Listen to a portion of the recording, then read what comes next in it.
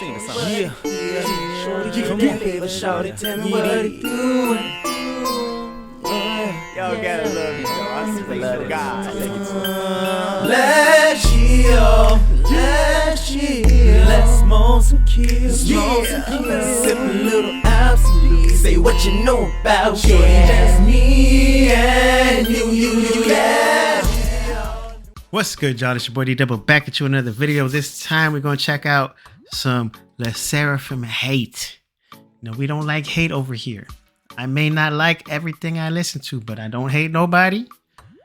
And everybody's got their, musical opinions and all that. And just because I don't like it don't mean you don't like it. And just because you love it don't mean I gotta like it. And that's just how the world works. But anyway, we're gonna check out some SSERAFIM hate because you know what? I rocks with SSERAFIM.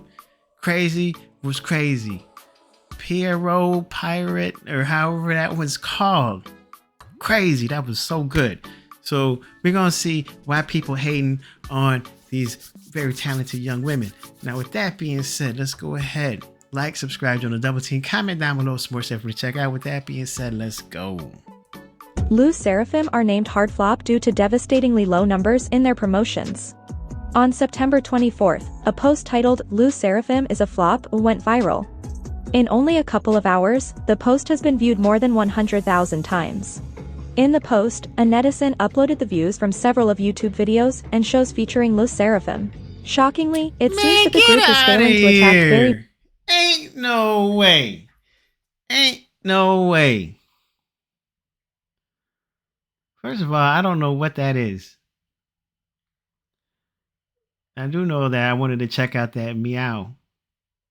But regardless, what is that? Hong Yunche? Hugh Yunjin? Is that like the girls' names or something? But regardless, who cares?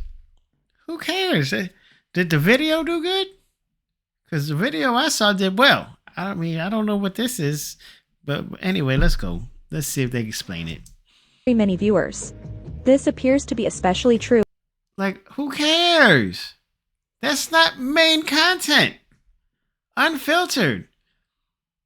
The Kazoo cam. I gotta stop. Let's go with Sakura. I know how to say Sakura. But who cares if that didn't do good? That don't mean they're a flop. What's wrong with so much hate in K-pop? I don't understand it.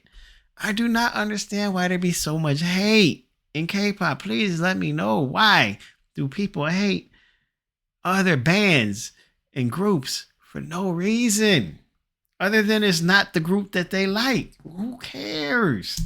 When compared to videos from other groups. Most damning are the views from SSERAFIM's recent appearance on Shin Dong-yup's YouTube show. The show, which regularly surpasses 1 million views per video, only brought in 270,000 viewers for its SSERAFIM episode. Maybe the people that rock with SSERAFIM don't rock with that dude. Who?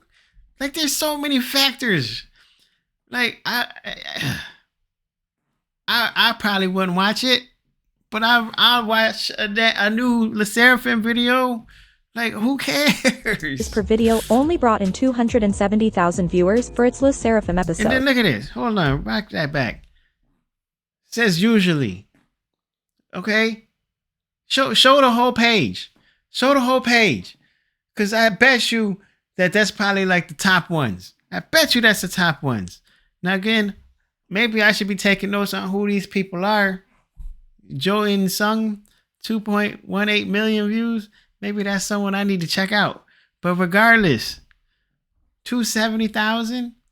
Like, who? First of all, who is this person anyway? An appearance on Shin Dong-yup's YouTube Shin Dong-yup. Who is that, and why is he gonna be the standard of how we're gonna measure anybody? First of all, let's go. Show. The show, which regularly surpasses 1 million views per video, only brought in 270,000 viewers for its SSERAFIM episode. Netizens reacted to the post, with many agreeing that the group has suffered a dramatic loss in popularity, commenting that this is why their fans are trying to... Why do you think no one talks about them in communities anymore? It means no one cares about them anymore. Post hating on celebrities like Jenny, New Jeans, Karina, and Ivy. Again, last video, Let me know what's up with that. I don't know how to pronounce it, but regardless, just mean they are top celebrities.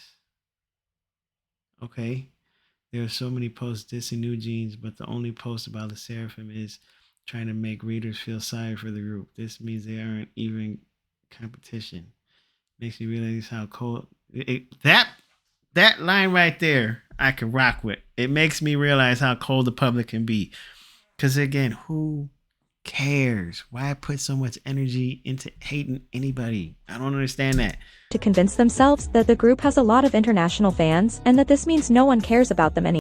At this point, it is correct that the public is actively avoiding them, but their fans are constantly blaming SM Entertainment and alleging New Jeans have manipulated the media. Their fans are also constantly dissing other girl groups and sexually harassing them. Damn. So you're trying to tell me that members of La Seraphim are up in other people's video comments dissing them and sexually harassing them. I find that hard to believe. I really do. I find that extremely hard to believe. Show me the receipts on that. Show me, because you know what? First of all, there's so many people faking that there's somebody in comments that is crazy. Like, you could be looking at any kind of video, all of a sudden you'll get like let's say we're looking at Rose Apatow video, for instance. This is just first name came to my mind. Who cares? You could say, "Oh, I love this video" in the comment. And then you're going to have a fake person underneath that comment saying, "Oh, I'm glad you enjoyed my video. Come check out my page," or something like that. So much fake in there. So I can guarantee you they did not sexually harass nobody in nobody's comment sections. But let's go. If you watch Sakura's videos, all of the comments are in Japanese. Japanese fans are the only ones who care for Japanese members. Who cares?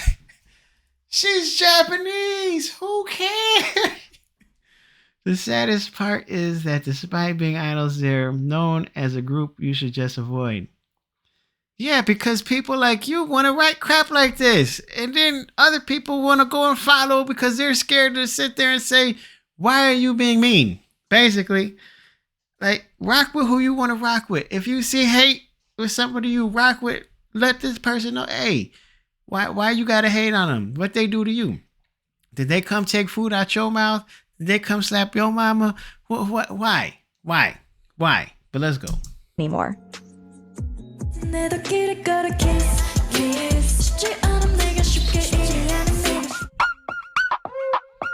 right. Now I lined up about 3 of these joints, so we're gonna see some more. Crazy Flop.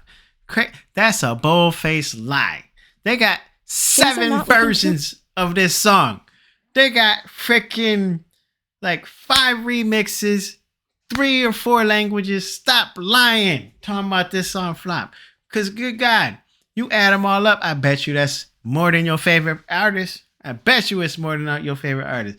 But you know what? I listen to the English one. Because guess what? I speak English. So I don't be checking out the Japanese version. But the Japanese version, that's the one I checked out on the channel because it was new. And now look at me. I'm freaking listening to the damn the Seraphim song all the damn time. Haters, let's go. Anyway, let's go. Too good for La Seraphim. From their low album sells to them struggling to chart well in any major Korean streaming platforms, it seems like their Coachella performance really was a curse and had a major negative impact on them after all. Their album sales decreased almost 70% from what they usually used to get. For reference, they sold around 1 million copies during their Unforgiven era, and even during their most controversial era Easy, they still managed to sell around 700,000 copies. For this comeback, they only managed to sell. First of all, ain't nobody selling nothing anymore. Ain't nobody selling. It's just called sales equivalent. Sales equivalent. But you know what? It don't count. It really don't count. Because ain't nobody bought nothing. So just call it what it is. They had a lot of streams or they did not have a lot of streams. Didn't nobody sell nothing. Didn't nobody get no damn 1 million albums? Did someone buy 1 million like vinyls? No. Cassette tapes? No. Freaking CDs? No. DVDs? No. Because don't nobody have none no more. You can't even play it on nothing. Who buying it? Nobody's buying it on a streaming service. Stop playing. Such lies and oh my god, let's go. 195,264 copies for their first day album sales, which is extremely low. Them doing almost the same amount of numbers as their debut is just downright embarrassing. Album sales are a reflection of your Yes, go ahead, put all your hate words in AI because you weren't strong enough to say them on your ear to put it in some hide behind AI. Let's go. popularity as an artist, and most importantly, your fan Hold on, base. first of all, hold on. We stop this. Stop the presses. Stop the presses. Let's look what they're doing right now. Let's see what their numbers are. Now, granted, about 1 million of their stuff is probably me because I rocks that damn song so hard. But let's go. Let's just see what Crazy's doing. And in whichever one that they're going to show in the top 5 because that's where they show streams at.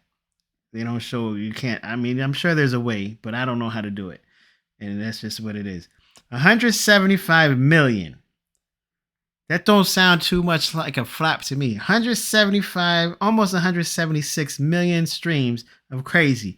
And that's just in Korean. We ain't talking about Japanese. We're not talking about, because hold on, let's go into Crazy album. It's not even the one from the damn album. It's a damn whole different version of it because it comes from the Crazy remixes. But look at this. Crazy, Crazy English, Crazy Vogue, Crazy Bounce Up, Crazy Dance, Crazy Sped Up, Crazy Slowed, Crazy Instrumental.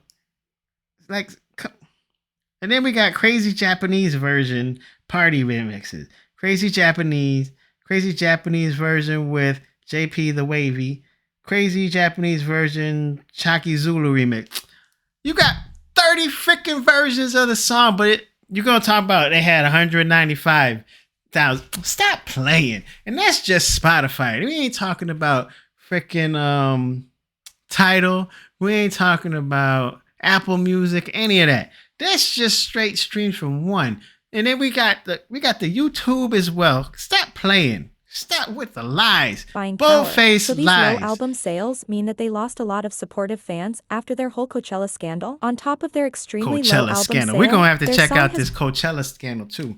What Coachella scandal did they have? Did they freaking steal the gate? Like, what scandal? Did they not show up but took all the money? What scandal? Let's go. Been struggling to chart well in any major Korea streaming platform, unlike their last comeback where they easily top the charts as soon as they release their music. They have been struggling to just reach the top 15 of any major Korean streaming platform. Now this could easily change if they continue to promote their song well, but as for now it's not looking too good for them. But despite them doing terribly compared to their last comebacks in Korea, their only biggest achievement so far has been their Spotify streams. They managed to debut with around 2 million Spotify so that's where the fans were.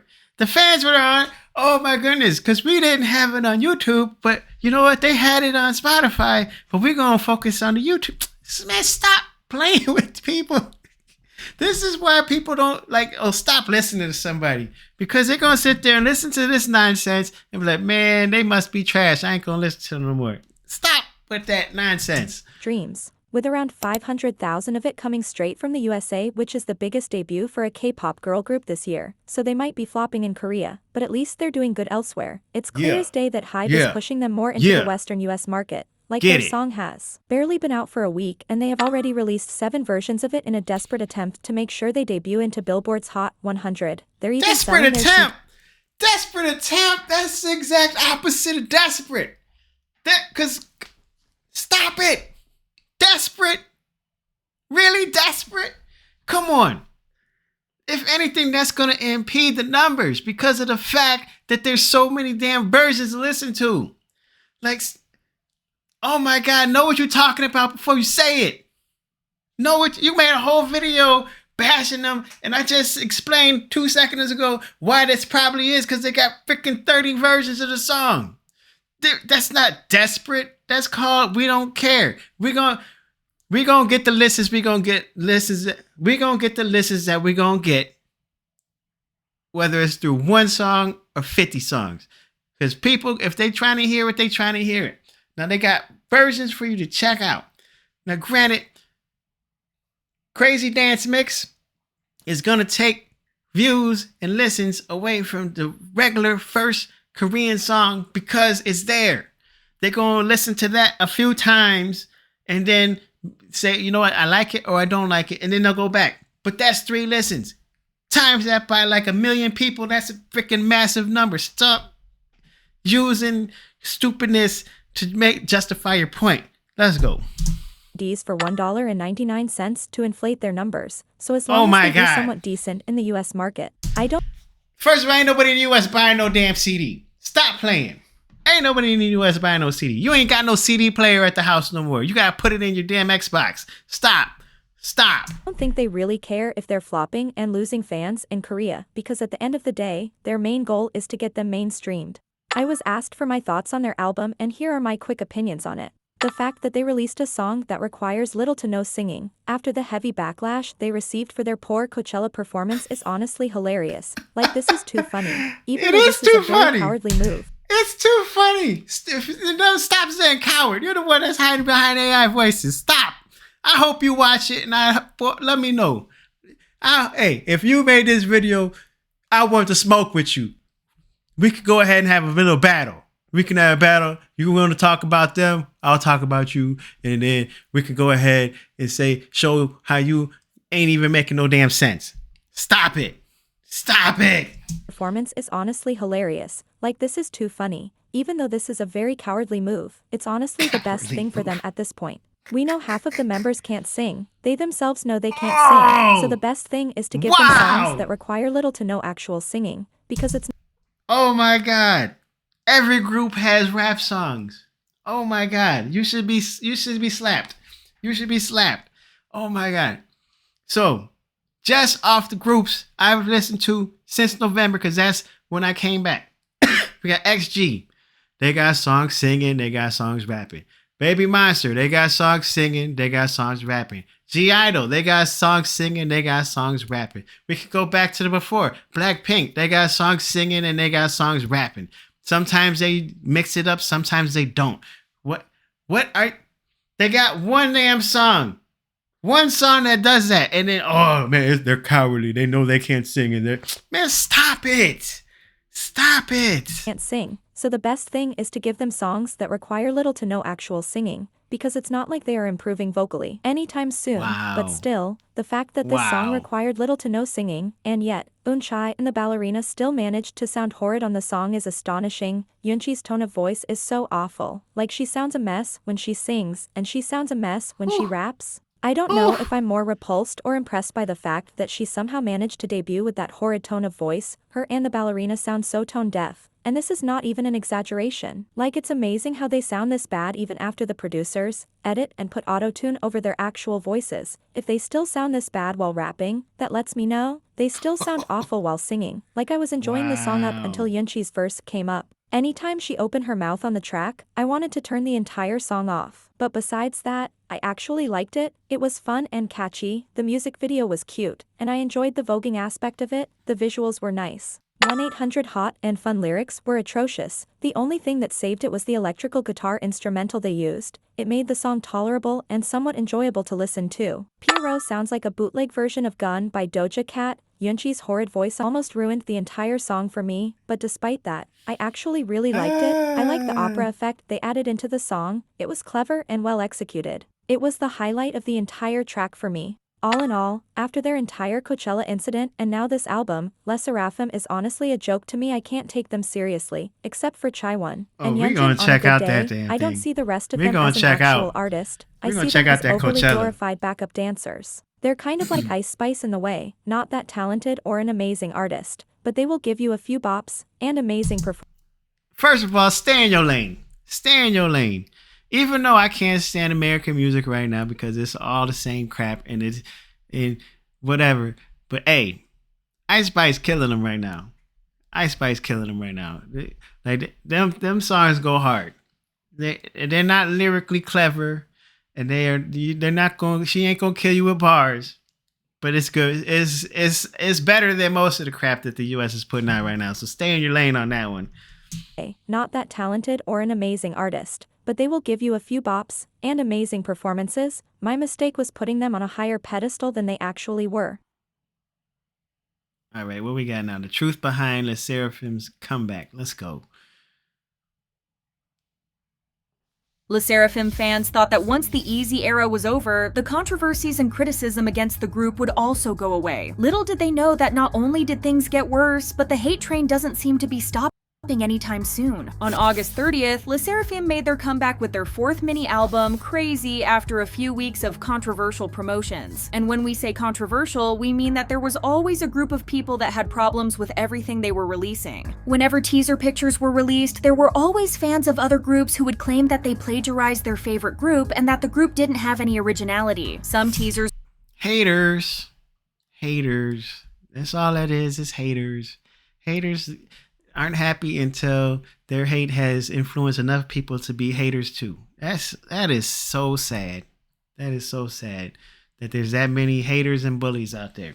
Would claim that they plagiarized their favorite group and that the group didn't have any originality. Some teasers were said to have looked like aespas, some likened the concept to that of Red Velvet's Really Bad Boy, and others compared the members' style to the members of XG. The accusations were unfounded, especially since none of these groups had done a concept like that in the past, but that's beside the point. Ever since the Easy era, people have been eager to label them as villains, jumping on the hate train. Some will even go to great lengths to justify their dislike, trying to convince themselves and others that the hate is deserved. This was best seen when the group released the highlight medley for the album and were then accused of copying the sound of Charlie XCX's Brat, an album that had come out at the beginning of June. So they were either unfairly criticizing the members again, or genuinely believed that the Crazy album, which had been teased since 2023, was somehow thrown together in just 2 months. It didn't get any better once the album actually came out. At the media showcase for the release, the members addressed 2 of their controversies. First, Eunchae apologized for quote-unquote mocking students. For context, in a March Weverse livestream, she mentioned how challenging it must be for students who spend so much time at school. Later in September, she questioned the purpose of studying in school, which led to heavy criticism from people who felt she was mocking students. In response, Eunchae said she didn't— Alright, I could take that one. I give y'all that one. Because that's bogus. That is bogus. If that's true, it's bogus. Like, hey, just because you're about to be an idol, don't hate on other people who's got to go out there and work for a living in the future. So I'll give y'all that one. That's one.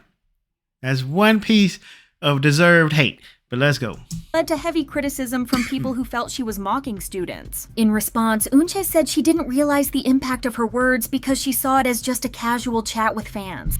See, when you're in the spotlight and you're an idol, which I still don't like the name of that because it makes people worship, and that's part of the problem that we got right here is people worship or straight hate, like God and the devil. You either worship them or you can't stand them, and that brews things that don't need to happen. But anyway, oh my God. But yeah, anyway, you got to watch what you're saying when you are as big as you are either now or going to be massive and you know it. So we got to be wary of your words. But anyway, let's go. She also admitted she should have been more mindful and apologized, promising to be more responsible and considerate moving forward. What got the most attention, though, was Chaewon talking about their infamous Coachella performance. If you remember the discourse, people were really critical they keep of it. talking about this Coachella. The next video is going to be the Coachella performance because we already 23. I ain't going to drop a whole nother video on y'all like that. And this is the last one out of the playlist that I had made to run through on this, but let's go. Saying their vocals and overall act didn't show any improvement and weren't up to the festival standards. Chaewon finally spoke up, admitting that things didn't go as planned and that the experience was a big learning moment for both her and the team. She added that she understood that there was still a lot to learn, which is why constant improvement was their long-term goal as a group. However, she stated that the members are committed to doing their best and hopes fans will continue to support them as they move forward. So here, first of all, I don't care how bad they sounded, because so many greats have sounded terrible on some live shows. Like Mariah Carey sounded horrible on one of those Christmas or New Year's Eve where she just flat out stopped singing. She just and then gave a funk attitude. Do people like still rock Mariah Carey? Absolutely. Mary J. Blige famously was terrible live for many years. But do people still listen to some Mary J. Blige? Yes, they do. Whitney Houston, one of the GOATs of all time, came out and sang horribly live. But guess what? People still love them some Whitney Houston. You can't expect studio quality on anybody's live performance. Should it be good? Yes. Will you sometimes put out some horrible live show? Yes, you will at some point. Yes. So anyway, let's keep it rolling. There were a lot of mixed opinions on her statement. Some acknowledged that even though they didn't like the performance, the hate was way too much. Others expressed that they didn't trust the girls when they said they were improving since they hadn't shown any signs of it. As for the songs of the album itself, both Crazy and 1-800-Hot and Fun received a lot of criticism for the lyrics. The phrase otaku bestie especially became a trending topic online as people wondered why it was even included in the song. Comments from netizens read, "Otaku? Why do they keep putting Japanese words in their lyrics?" And 10 writers for those lyrics is crazy, to be honest. A few even went as far as to call them weebs, despite the fact that the member who had sung these lyrics was Japanese. When it came to another track they released titled Pierrot, people thought that the lyrics referencing and paying Okay, is that how I say Pierrot? Okay, could be French. Got it. homage to artists like IU, Lee Hyori, Kim Won-sun, and Jung-hwa were kind of cringy and outdated. Some people even claimed that SSERAFIM hinted in the lyrics that they might reinvent themselves someday, just like the artists mentioned in the song. Others argued that they're not the first nor the last K-pop artist to have corny lyrics in their songs, so the whole thing wasn't as big of a deal as it was being made. There were also, of course, plagiarism accusations once again, as a TikTok user pointed out that two of the scenes in the music looked identical to a video that Kendall Jenner did for Reserved's Autumn-Winter collection back in 2019. The music video clearly drew inspiration from Reserved. Yeah, exactly. It drew inspiration. First of all, they're not the ones who came up with the damn dance move. It was a choreographer. God, you're so hating for no reason. Oh, they plagiarized it. They didn't make it. They might not have never seen it before. All they knew was it was a dance move that they were told to do. And I done just got so far and messed up pushing buttons on accident because I'm so heated off this. Here we go. It should be around in here somewhere. Let's go. Stop playing. Stop playing with nonsense. 2 months. It didn't get That any ain't better. It's further on. Let's go. Yeah, it's after this. It's after this. After this. Let's go. Let's go. Let's go. Y'all done messed me up with the hate. Here we go.